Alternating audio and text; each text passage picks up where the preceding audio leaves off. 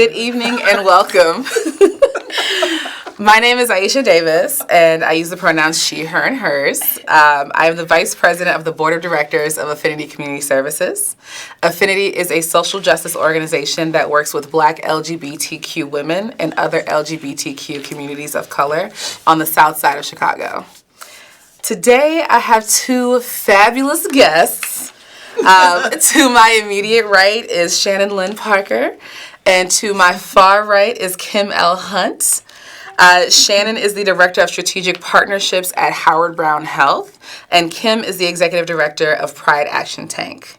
And this evening, I have the pleasure of sharing their company as we discuss a new project that will have a really big impact on queer folks on the south side of Chicago, including myself, and I'm sure these two lovely folks in the room with me. Yes, all of us are Southsiders. So first, I want to take a moment to just hear about each of your connections to this project. I know that both of you have a different relationship to this conversation, so I just want to go ahead and get us started there.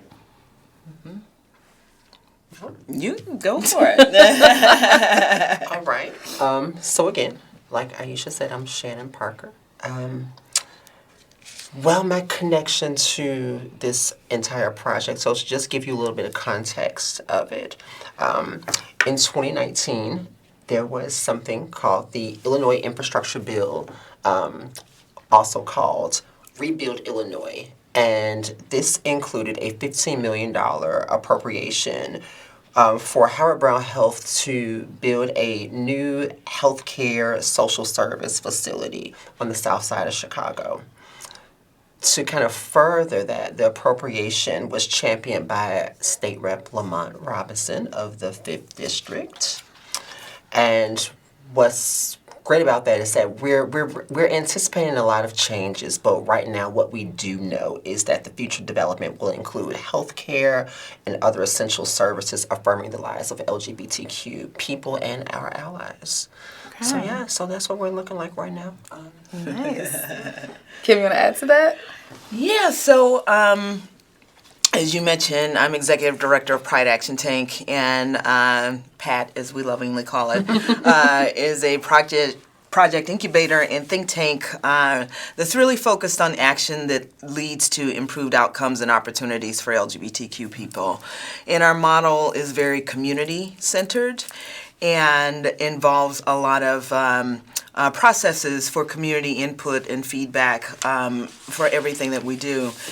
And given that that's the model, and we've been doing this for a number of years, and I will say that's, the way I operated when I was ED at Affinity Community Services as well, David Menard, the CEO of Howard Brown, reached out to ask if we would be engaged in leading the community input process for this and have a broader Southside LGBTQ community needs assessment to both look at services and opportunities that folks were looking for, as well as specifically what might go into the center. Okay. So that's been our role, and we are just getting started. Yes, absolutely. And this isn't something that I put in the outline, so I'm going a little off script. We can go off script. Is there a timeline? Because I know you just said that there's a lot of work that's going to be done ahead, and Shannon mentioned that this was an appropriation that happened in 2019. Yes. Is this something that we should, pace ourselves for, not get too excited about? Because I know you said that we want a lot of community input on this. Yeah. So it's a multi-phase project, which is, I've been involved in some projects that involve building things, and it takes a minute. But in that interim period, there is time to have an initial wave of community input. So for Pride Action Tank's engagement, we're looking at the next 6 months. And that will include, we have a steering committee that just started meeting this month. We're not in March yet, so it was earlier this month. And there's all kinds of ways that people are going to be able to provide input over the next 6 months or so, including an online survey. We'll be doing interviews of key stakeholders, focus groups, and definitely community meetings as well. Okay. Great. So thank you for explaining that a little bit more for us. And I also want to take a step back, too, because this is something that is going to be a huge opportunity for folks on the South Side. Absolutely. It's something that's going to be creating a new space. But LGBTQ work on the South Side is not new, right? Right. So I want to hear y'all's perspectives on the very rich, very real legacy of queer Black activism in Chicago. So, like, as a board member of Affinity, I've been thinking a lot about legacy because we're in our 25th year right now. It's a huge milestone for us, exactly. And because of that, I'm wondering what you all feel about the legacy. Kim, you mentioned that you were the ED of Affinity, which, was wonderful. And Shannon, I know that your career has always involved in community engagement on different levels and in different layers. Sure. So could you both tell me about what this project means for you and your personal trajectories in that vein of that rich queer Black history here in Chicago? I can say for myself, whenever we think about the power center of LGBTQ folks, we always think about Boys Town, right? We always think about the North Side, but we forget that there has long existed an LGBTQ community on the South Side of Chicago, albeit unspoken, it's existed nonetheless. So when I think about this particular project that we're doing, and we're looking towards the lived expertise and the input of our community stakeholders, that amplifies that power base and structure that we've always had. I'm hoping with this LGBTQ center that is going to be on the South Side that it actually is our stake in the ground, so to speak. That, yes, Boys Town is an LGBTQ hub, but also, too, let's not forget about the political power that our South Side constituents who are members of our community have as well. Yeah, I totally agree with what Shannon has been saying, and I think I've had a special perch as former executive director of Affinity to have a real deep appreciation for like what brought Affinity to be, which was in part folks not feeling respected when they went north. To go to clubs or services or whatever, and out of that creating this thing that still exists 25 years later when other similar entities around the country no longer do. And there's other history on the South Side with the LGBTQ community that some of it is known, some of it is not known. So the challenge is how do you respect that and hold that, and at the same time bring this new resource in a way that does not take away from the work that folks are already doing and enhances that. And that's why, for me, I wanted to be involved in the community input process just to make sure that we were understanding that tension and that people had a way to voice it, but also that information is synthesized and presented in a way where folks can make real intentional decisions around programming and physical location and partnerships and all of those things to make sure that it's an add to, not a take away from situation. We've seen, in the retail side, big box stores come in and take away from mom and pop stores, and we definitely don't want to see that happen in this situation. And from the conversations I've had, that is definitely not the intention. Absolutely. Just to add to that piece, I love how you basically have, said that Southsiders and community itself, particularly marginalized communities, have been taking care of themselves for a long time before institutions came in and decided to do the work, right? One of the things that I love about Howard Brown being at the forefront of this in conjunction with our community members is that we're supporting the work, right? I mean, I think about our 63rd Street clinic that is situated to help a lot of marginalized individuals with the provision of services from primary care to dental and beyond, right? So just thinking about adding to some of the existing structures on the South Side and building upon that is just really great. Yeah. And we also deserve nice things. That's nice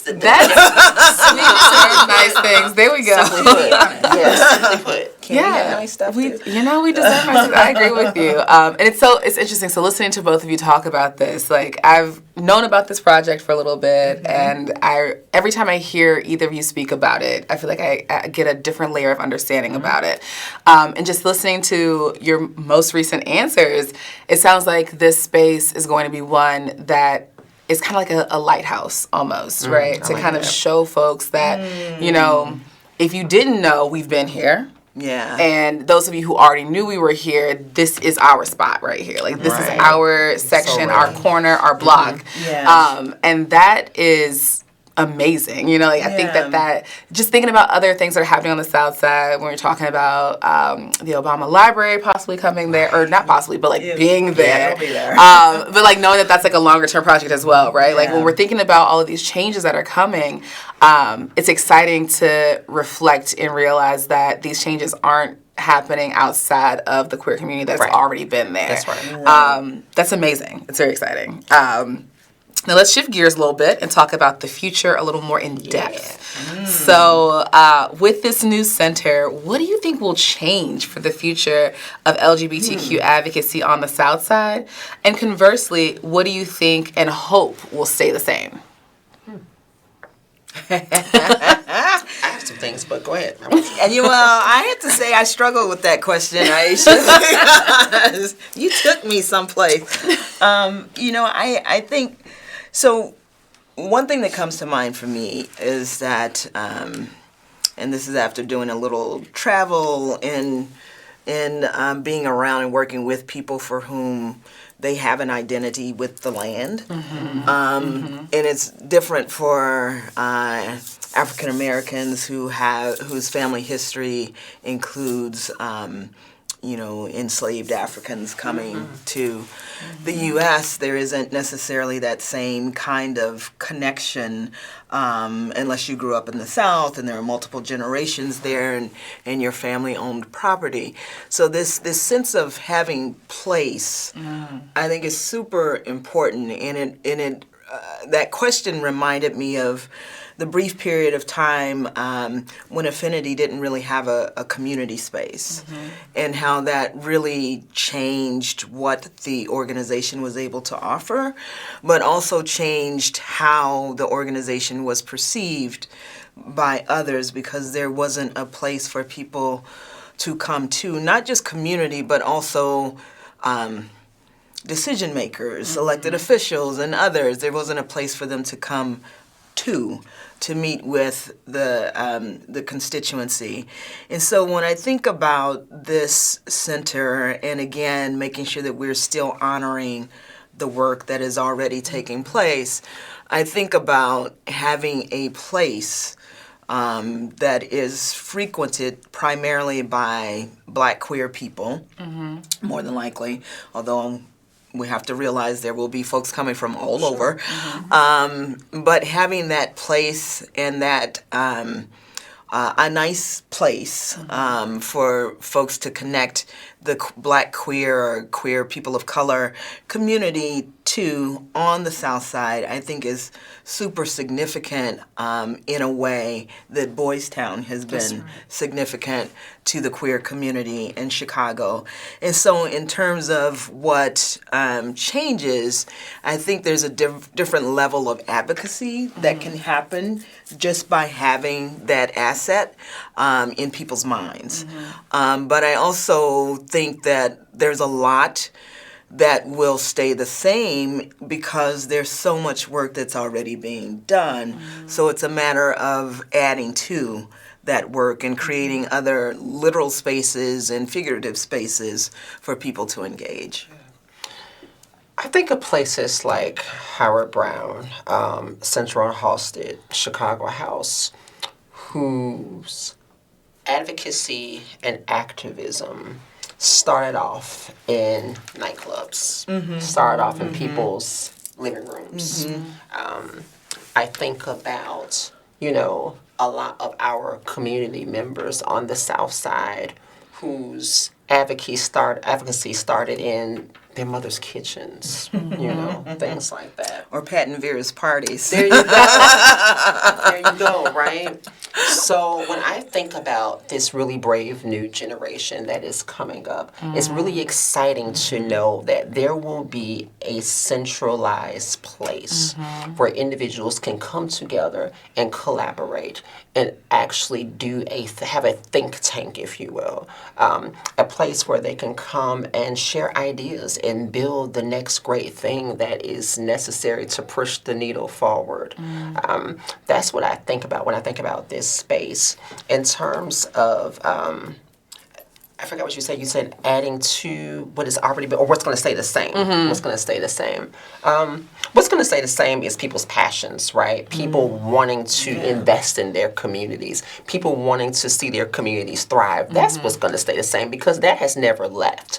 Again, even when communities appear to be desolate or lacking of those things, they were always there. It's just that we lacked the brick and mortar and the actual infrastructure to push those things along. I know one of the things that's going to remain the same is Howard Brown's investment in the community. Again, when I think about, like I said, 63rd, I think about 55th, I think about our other South Side expansions. I know that that's going to continue with the same momentum it has right now. I know that the good work that Affinity is doing is going to remain the same. And I think about all of our other emerging leaders like Brave Space and things like that. That is work that's going to stay the same. But I pause at saying stay the same because I also believe it's going to get better. It's going to get better. And that really excites me. Okay. That is exciting. I mean, listening to both of you talk about this is an experience. And I know that right now, I think that Howard Brown is the only name that's attached firmly to the project. And I know the Pride Action Tank is helping to lead this process. And you mentioned Affinity, Brave Space, and other organizations that have already kind of been doing this work and moving around in that space. And in my mind, I think of this as a clubhouse, kind of it's a place for us to all go and be able to kind of step into without having to code switch in any way, shape, or form, right? When we talk about code switching, we usually talk about Black people going into corporate spaces and sounding a certain way, looking a certain way, altering ourselves to make other people feel more comfortable and to try to preclude some of the discrimination that we might feel. And it just makes me happy to think that there is going to be a space where we don't have to worry about that. You can kind of show up as your whole self. And knowing, and like you said, about younger folks who are very vibrant and enthusiastic and have already been pushing the envelope in ways that remind me very clearly that I'm no longer a youth. I'm not a young person anymore. But it hurts when you first realize that. I realized it a while ago, but I think as time goes, I mean, I have a niece who's 9 who it has inspired so many things in me already. And so I'm just thinking about the fact that her generation will be there and not have to worry about who's having a house party, or whose living room is big enough, or whose mom is out of town so we can use their basement. We're going to have this space that's going to be really open and welcoming. And it's really exciting to me in a way that I don't think a lot of people think about when we first hear about this project, right? When we think about it, usually it's okay, it's an expansion. Okay, it's a building, but it's much more than just a building. It's a way for it's gotta be. It's a way to kind of establish these roots. Sure. Yeah. Something too, and there is this misnomer that the Black community is less accepting to LGBTQ folks. Yeah. And I think that with the building and the investment in this structure, that we're going to send a resounding message through our community that is not true. Exactly. We're always prepared for the worst when it comes to these conversations or having LGBTQ anything, labeled on a space. But I really think that the community is going to surprise folks and recognize that this is a much needed space. Oh, yeah. Yep. I think so too, but I still want programming where I come sit on Affinity sofas and go see what Brave Space Alliance is doing, and all of those things. So I think it's an add-on. It's not to take away from those institutions as well. Kim, you know you're always welcome in our living room. I'm coming. And then I had one more question on the outline that I sent y'all. This is the one where I kind of like sat there and I was like, okay. We're talking about these details and logistics and, getting deep and heavy. Yeah. Let's talk about something fun. Let's think about, given your relationships to this project, how close you are to it.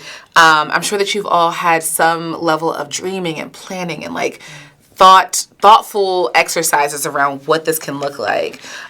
What are your goals for this center? What's one event that you want to see happen at this space, or one event that you want to see other people make happen at this space, right? I'm going to let you go first on that because I don't even know what I wrote here. I want to see our elected officials come to this space. When we think about how our electeds who so generously gave of themselves when it came to the LGBTQ community, again, a lot of that showing up was on the north side. And that's great. That's amazing. And we're thankful for that. But again, I think that same investment needs to be given to Southside LGBTQ members of community. So that's something that I'm really excited about, and I am believing that our elected officials, our governor, our lieutenant governor, our mayor, I think are going to be I think I was going to mention a little bit higher. Were you going to the president? Not this president. We got an election coming up. We don't know what's going to I vote people, please vote. Exactly. I think it would be really great if individuals who are seeking election or re-election could actually utilize this space as a hub. Also, too, when I think about civic engagement, that is something that I really look forward to seeing in the Southside space. Poetry slams. Yes. I'm aging myself. I don't know if anyone uses that term anymore. Yes. But, all that stuff. I want to hear. I want to see all that happen. Yeah, I agree with all of that. And also, I know the Center on Halstead has become a space where other people in the community use it outside of folks who are LGBTQ. So I'm looking forward to seeing that happen in this space too. And it, along with the other work that has been done in the past, be a demonstration of how people of color often do love their queer and trans kids and support them, and also be a model for those parents who don't know what to do. I remember for many years we tried to get a PFLAG started at Affinity, and members of PFLAGs, other chapters from way distant suburbs would come every month for 3 years. We tried to do this every month for 3 years. So to see a PFLAG chapter on the South Side, if we can get that, we will definitely have arrived. Okay, that's exciting. I mean, I love it. I'm excited to hear about all these different things that y'all have already thought about. I mean, while both of you were talking, I thought of two very different things, right? Like when Shannon's talking, I'm like, you know what? Like, wouldn't it have been great if during this election cycle, if somebody did want to come to the South Side, they didn't have to necessarily look at the Harold Washington Center. They could look at this center, you know what I mean? Yeah, it could be a different place for this conversation. Yes. And then listening to what you're saying about, like, how supportive the community already is, in spite of the stereotypes, in spite of these assumptions and biases. And it made me think about Gabrielle Union and Dwayne Wade and their overwhelming outpouring of love for their daughter. And it's just, it's amazing. Could you imagine if we got a chance to like have them come and talk at this center? I think that we could dream big here, and it's really exciting. And I really appreciate having y'all here to talk to me about this. Thank you so much. Thanks for telling us what your personal thoughts were about this and for telling us some more logistics about this project. There's a ton more to learn. Kim mentioned community outreach and feedback. If you want to learn more about these things, feel free to reach out to anyone here. Our website is up. Come to affinity95.org to learn more about Affinity's work. Thank you to the viewers. I hope you all had a great time tonight and learned something new. I know I did.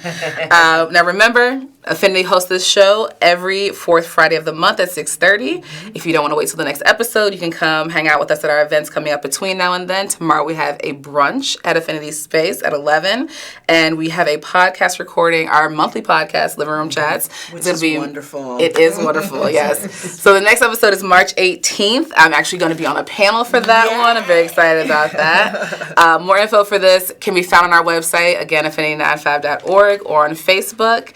Thanks for joining us, and have a great night. Good night.